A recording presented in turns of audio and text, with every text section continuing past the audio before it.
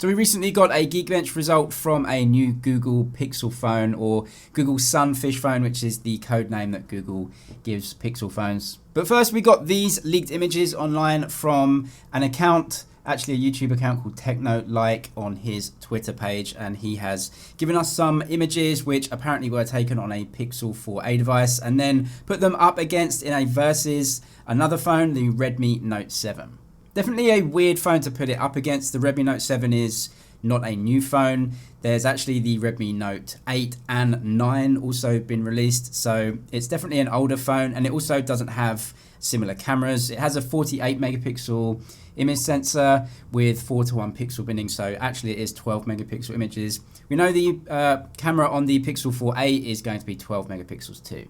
These may also just be random images that the account took, but also this YouTube channel also has some hands-on videos and images of the Pixel 4a. So this account must either have a prototype unit or a pre-release unit. We know that Google Pixel phones get sent out to a lot of different testers and they always leak very, very early. So we can take this for maybe like it is a prototype unit. But anyway, these images up against the Redmi Note 7. There are two different types of images. One is a low light image or a night mode type of image, and another one is outside, just testing out the HDR because you've got the very bright background and the clouds and then the foreground. Of course, when put on Twitter, they're going to be compressed a lot and the resolution is going to go down, but it just gives you a quick idea of just the dynamic range that you're getting out of the Pixel. And certainly you can tell straight away, compared to the Redmi Note 7 anyway, that it definitely does have some better dynamic range, some better colors overall. Definitely the night mode shot or the low light shot, it does stand out that it's keeping way more colors. We know that Google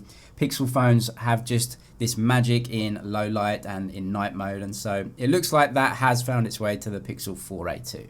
So onto the recent benchmarking test, and we got this leaked online recently. This is a Geekbench result, and it gives us some information about the processor being used in the Pixel 4a. Very easily faked and doctored, this type of test, but if we take it for what it is, we can see that actually there are 6 gigabytes of RAM in the Pixel 4a. In this test also, it shows that the phone was running a processor with a baseband frequency of 1.8 gigahertz.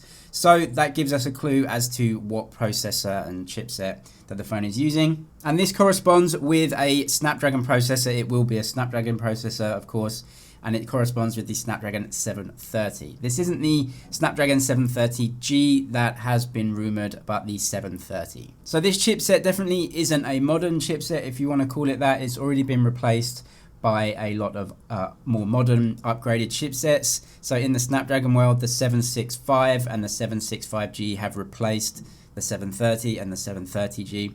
There's also phones like the OnePlus Z, which should be coming at a similar price, that will be using, we know now, the 765. So there are definitely some phones from Chinese brands, at least, that are using all the more modern 5G capable mid-range chipsets from Snapdragon, but the Pixel 4a, according to this Geekbench result anyway, going with the Snapdragon 730.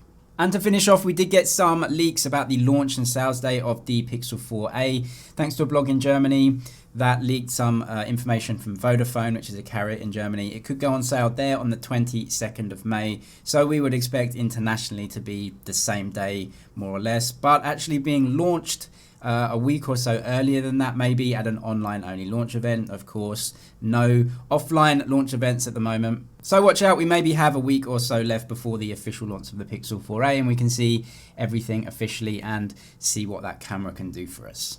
Subscribe for the latest tech news and videos. That's it for now. I'll see you in the next one.